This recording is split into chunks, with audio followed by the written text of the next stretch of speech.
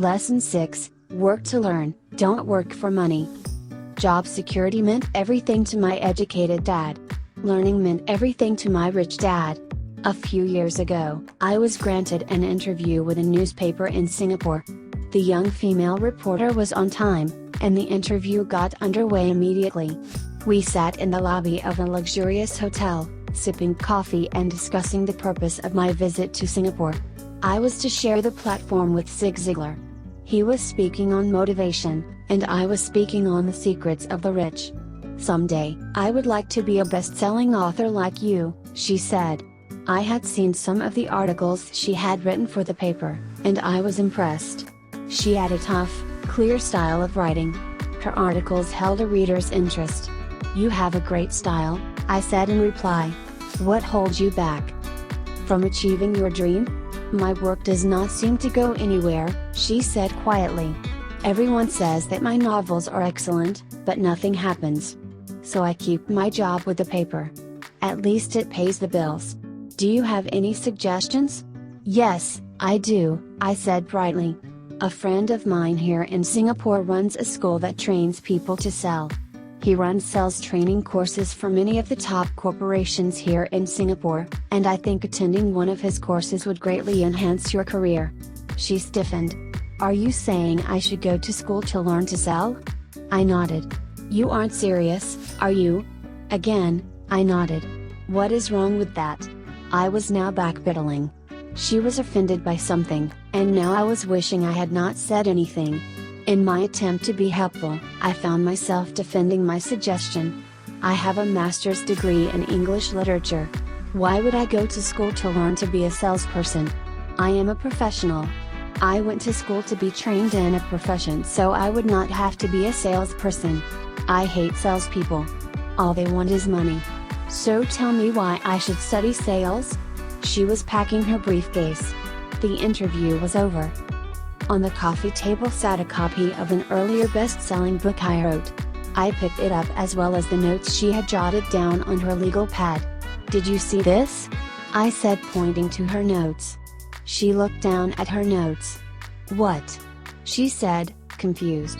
Again, I pointed deliberately to her notes. On her pad she had written, Robert Kiyosaki, best-selling author. It says best-selling author, not best-writing author, I said quietly.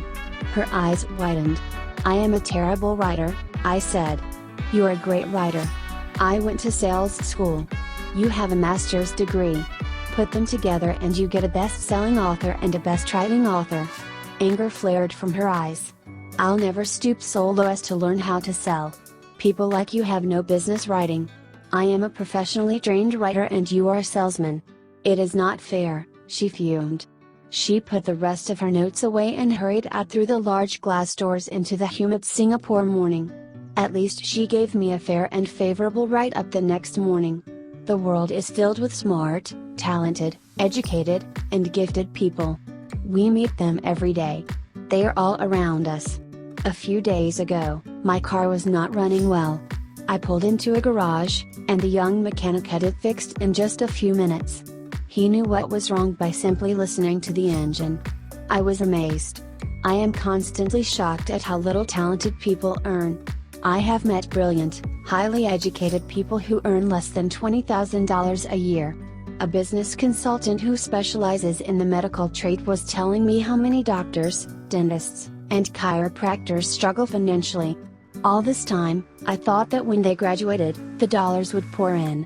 It was this business consultant who gave me the phrase, they are one skill away from great wealth. What this phrase means is that most people need only to learn and master one more skill and their income would jump exponentially. I have mentioned before that financial intelligence is a synergy of accounting, investing, marketing, and law.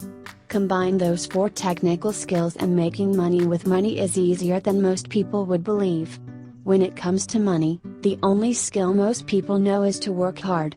The classic example of a synergy of skills was that young writer for the newspaper. If she diligently learned the skills of sales and marketing, her income would jump dramatically. If I were her, I would take some courses in advertising copywriting as well as sales. Then, instead of working at the newspaper, I would seek a job at an advertising agency. Even if it were a cut in pay, she would learn how to communicate in shortcuts that are used in successful advertising. She also would spend time learning public relations, an important skill. She would learn how to get millions in free publicity. Then, at night and on weekends, she could be writing her great novel. When it was finished, she would be better able to sell her book. Then, in a short while, she could be a best-selling author. When I came out with my first book, If You Want to Be Rich and Happy, Don't Go to School, a publisher suggested I change the title to The Economics of Education. I told the publisher that, with a title like that, I would sell 2 books, one to my family, and one to my best friend. The problem is that they would expect it for free. The obnoxious title, If You Want to Be Rich and Happy, Don't Go to School, was chosen because we knew it would get tons of publicity. I am pro-education and believe in education reform. If I were not pro-education, why would I continue to press for changing our antiquated educational system? So I chose a title that would get me on more TV and radio shows, simply because I was willing to be controversial. Many people thought I was a fruitcake, but the book sold and sold. When I graduated from the U.S. Merchant Marine Academy in 1969, my educated dad was happy. Standard Oil of California had hired me for its oil tanker fleet as a third mate. The pay was low compared with my classmates, but it was okay for a first real job after college. My starting pay was about $42,000 a year, including overtime, and I only had to work for 7 months. I had 5 months of vacation. If I had wanted to, I could have taken the run to Vietnam with a subsidiary shipping company and easily doubled my pay instead of taking 5 months of vacation. I had a great career ahead of me, yet I resigned after 6 months with the company and joined the Marine Corps to learn how to fly. My educated dad was devastated. Rich Dad congratulated me. In school and in the workplace, the popular opinion is the idea of specialization, that is, in order to make more money or get promoted, you need to specialize. That is why medical doctors immediately begin to seek a specialty such as orthopedics or pediatrics. The same is true for accountants, architects, lawyers, pilots, and others. My educated dad believed in the same dogma. That is why he was thrilled when he eventually achieved his doctorate. He often admitted that schools reward people who study more and more about less and less. Rich Dad encouraged me to do exactly the opposite. You want to know a little about a lot was his suggestion. That is why for years I worked in different areas of his companies. For a while, I worked in his accounting department. Although I would probably never have been an accountant, he wanted me to learn via osmosis. Rich Dad knew I would pick up jargon and a sense of what is important and what is not. You want to know a little about a lot was Rich Dad's suggestion. I also worked as a busboy and construction worker as well as in sales, reservations, and marketing. He was grooming Mike and me. That is why he insisted we sit in on the meetings with his bankers, lawyers, accountants, and brokers. He wanted us to know a little about every aspect of his empire. When I quit my high-paying job with Standard Oil, my educated dad had a heart-to-heart talk with me. He was bewildered. He could not understand my decision to resign from a career that offered high pay, great benefits, lots of time off, and opportunity for promotion. When he asked me one evening, "Why did you quit?" I could not explain it to him, though I tried hard to. My logic did not fit his logic. The big problem was that my logic was my rich dad's logic. Job security meant everything to my educated dad. Learning meant everything to my rich dad. Educated dad thought I went to school to learn to be a ship's officer. Rich dad knew that I went to school to study international trade. So as a student, I made cargo runs, navigating large freighters, oil tankers, and passenger ships to the Far East and the South Pacific. Rich Dad emphasized that I should stay in the Pacific instead of taking ships to Europe because he knew that the emerging nations were in Asia, not Europe. While most of my classmates, including Mike, were partying at their fraternity houses, I was studying trade, people, business styles, and cultures in Japan, Taiwan, Thailand, Singapore, Hong Kong, Vietnam, Korea, Tahiti, Samoa, and the Philippines. I was partying also, but it was not in any frat house. I grew up rapidly. Educated dad just could not understand why I decided to quit and join the Marine Corps. I told him I wanted to learn to fly, but really, I wanted to learn to lead troops. Rich Dad explained to me that the hardest part of running a company is managing people. He had spent 3 years in the Army. My educated dad was draft exempt. Rich Dad valued learning to lead men into dangerous situations. Leadership is what you need to learn next, he said. If you're not a good leader, you'll get shot in the back, just like they do in business.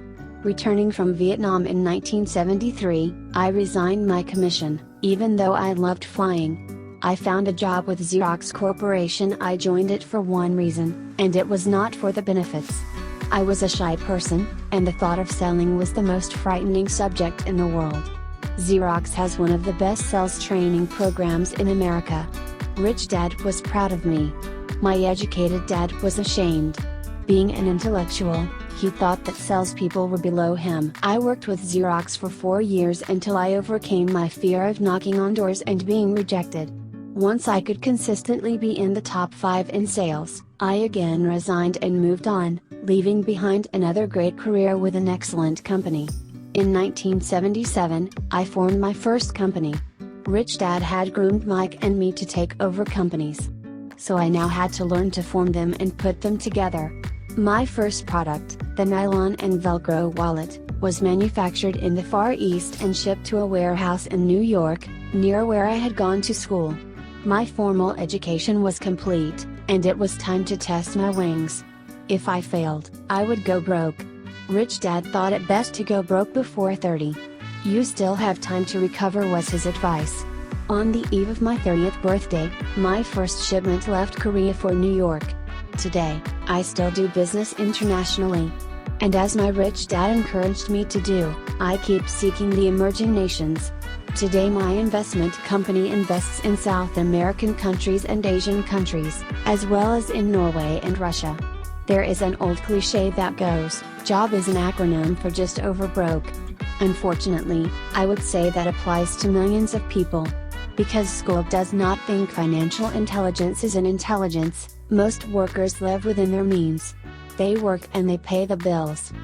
There is another horrible management theory that goes, workers work hard enough to not be fired, and owners pay just enough so that workers won't quit. And if you look at the pay scales of most companies, again I would say there is a degree of truth to that statement. The net result is that most workers never get ahead. They do what they've been taught to do, get a secure job. Job is an acronym for just over broke. Most workers focus on working for pay and benefits that reward them in the short term, but are often disastrous in the long run. Instead, I recommend to young people to seek work for what they will learn, more than what they will earn. Look down the road at what skills they want to acquire before choosing a specific profession and before getting trapped in the rat race.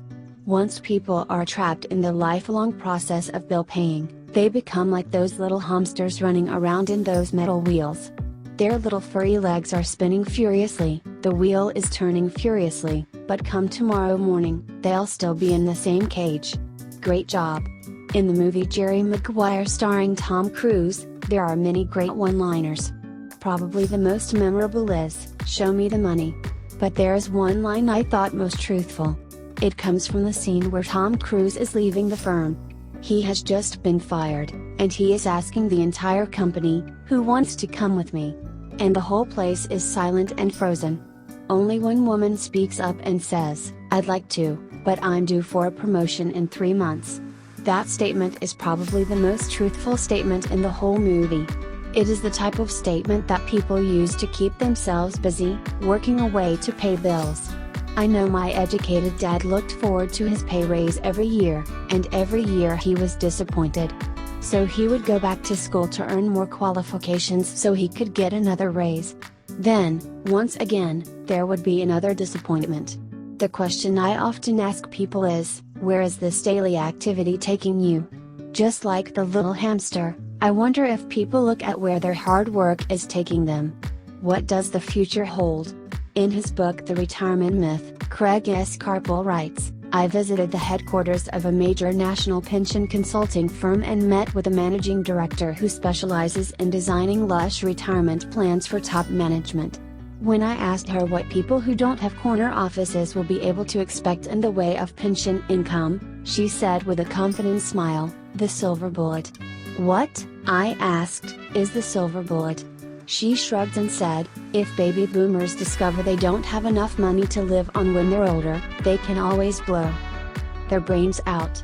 Carpel goes on to explain the difference between the old defined benefit retirement plans and the new 401k plans that are riskier.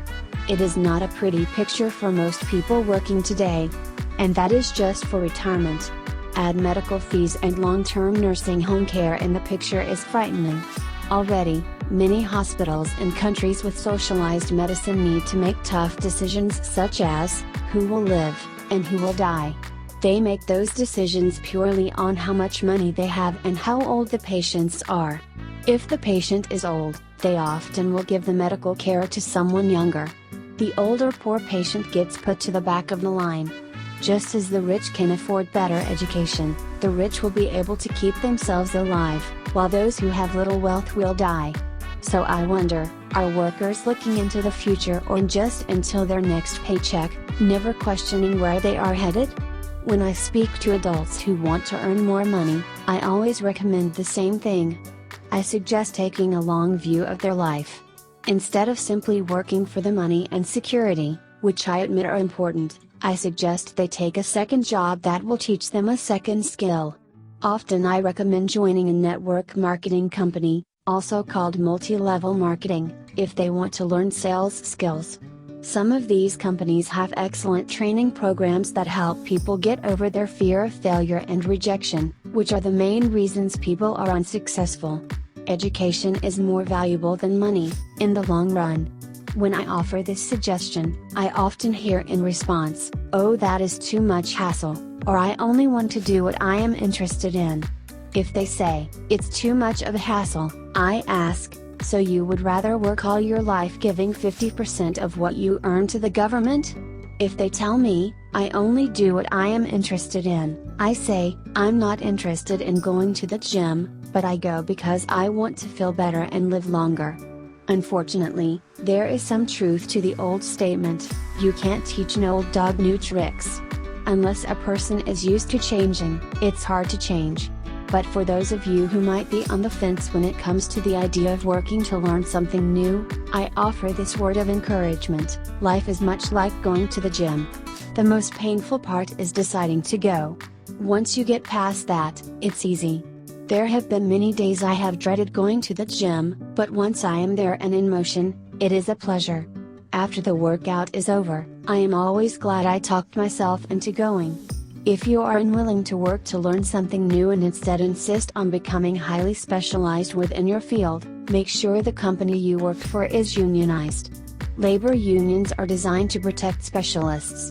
My educated dad, after falling from grace with the governor, became the head of the teachers union in Hawaii. He told me that it was the hardest job he ever held. My rich dad, on the other hand, spent his life doing his best to keep his companies from becoming unionized. He was successful. Although the unions came close, Rich Dad was always able to fight them off. Personally, I take no sides because I can see the need for and the benefits of both sides. If you do as school recommends, become highly specialized. Then seek union protection. For example, had I continued with my flying career, I would have sought a company that had a strong pilots union. Why? Because my life would be dedicated to learning a skill that was valuable in only one industry. If I were pushed out of that industry, my life's skills would not be as valuable to another industry. A displaced senior pilot, with 100,000 hours of heavy airline transport time, earning $150,000 a year, would have a hard time finding an equivalent high-paying job teaching in school. Skills do not necessarily transfer from industry to industry. Skills that pilots are paid for in the airline industry are not as important in, say, the school system. The same is true even for doctors today. With all the changes in medicine, many medical specialists are needing to conform to medical organizations such as HMOs. School teachers definitely need to be union members. Today in America, the teachers' union is the largest and the richest labor union of all. The National Education Association, has tremendous political clout. Teachers need the protection of their union because their skills are also of limited value to an industry outside of education. So the rule of thumb is, highly specialized, then unionize. It's the smart thing to do. When I ask the classes I teach, how many of you can cook a better hamburger than McDonald's? Almost all the students raise their hands. I then ask, so if most of you can cook a better hamburger, how come McDonald's makes more money than you? The answer is obvious: McDonald's is excellent at business systems. The reason so many talented people are poor is because they focus on building a better hamburger and know little to nothing about business systems. A friend of mine in Hawaii is a great artist. He makes a sizable amount of money. One day his mother's attorney called to tell him that she had left him $35,000. That is what was left of her estate after the attorney and the government took their shares. Immediately, he saw an opportunity to increase his business by using some of this money to advertise. 2 months later, his first 4-color, full-page ad appeared in an expensive magazine that targeted the very rich. The ad ran for 3 months. He received no replies from the ad, and all of his inheritance is now gone. He now wants to sue the magazine for misrepresentation.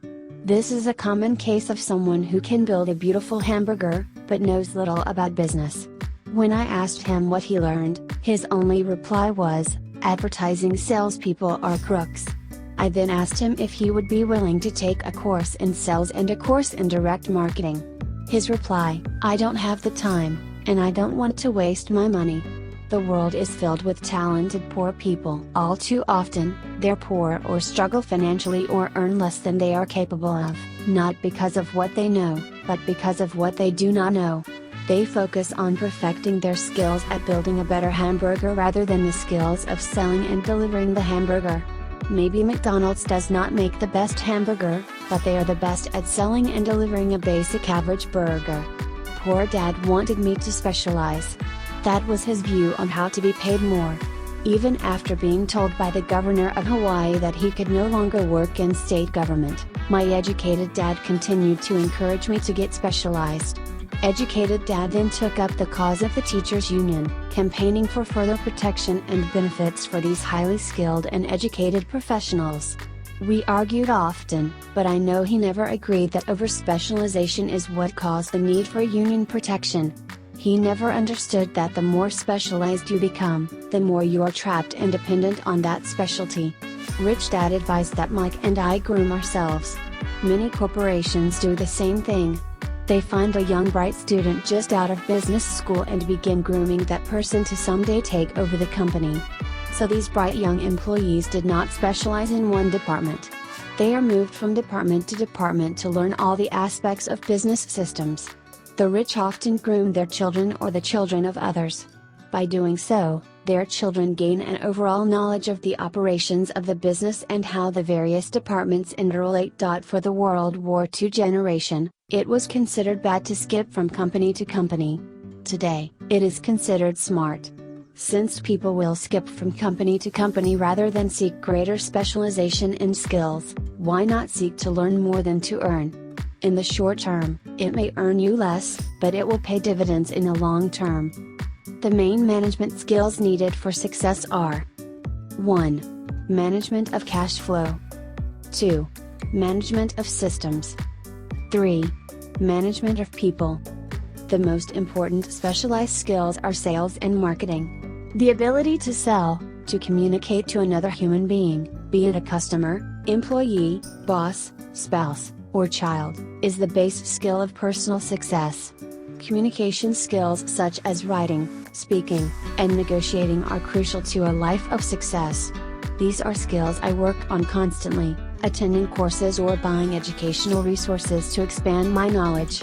As I have mentioned, my educated dad worked harder and harder the more competent he became. He also became more trapped the more specialized he got. Although his salary went up, his choices diminished.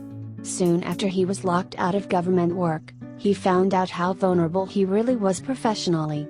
It is like professional athletes who suddenly are injured or are too old to play.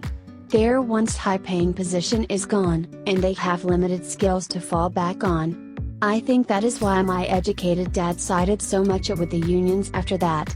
He realized how much a union would have benefited him. Rich Dad encouraged Mike and me to know a little about a lot. He encouraged us to work with people smarter than we were and to bring smart people together to work as a team. Today it would be called a synergy of professional specialities. Today, I meet ex-school teachers earning hundreds of thousands of dollars a year. They earn that much because they have specialized skills in their field as well as other skills. They can teach, as well as sell and market. I know of no other skills to be more important than selling and marketing. The skills of selling and marketing are difficult for most people, primarily due to their fear of rejection. The better you are at communicating, negotiating, and handling your fear of rejection, the easier life is. Just as I advised that newspaper writer who wanted to become a best-selling author, I advise anyone else today. Being technically specialized has its strengths as well as its weaknesses. I have friends who are geniuses, but they cannot communicate effectively with other human beings and, as a result, their earnings are pitiful. I advise them to just spend a year learning to sell. Even if they earn nothing, their communication skills will improve. And that is priceless. In addition to being good learners, sellers, and marketers, we need to be good teachers as well as good students. To be truly rich, we need to be able to give as well as to receive. In cases of financial or professional struggle, there is often a lack of giving and receiving. I know many people who are poor because they are neither good students nor good teachers. Both of my dads were generous men. Both made it a practice to give first. Teaching was one of their ways of giving. The more they gave, the more they received. One glaring difference was in the giving of money. My rich dad gave lots of money away. He gave to his church, to charities, and to his foundation. He knew that to receive money, you had to give money. Giving money is the secret to most great wealthy families. That is why there are organizations like the Rockefeller Foundation and the Ford Foundation. These are organizations designed to take their wealth and increase it, as well as give it away in perpetuity. My educated dad always said, "When I have some extra money, I'll give it." The problem was that there was never any extra. So he worked harder to draw more money in, rather than focus on the most important law of money: give, and you shall receive. Instead, he believed in, receive, and then you give. In conclusion, I became both dads. One part of me is a hardcore capitalist who loves the game of money making money. The other part is a socially responsible teacher who is deeply concerned with this ever-widening gap between the haves and have-nots. I personally hold the archaic educational system primarily responsible for this growing gap.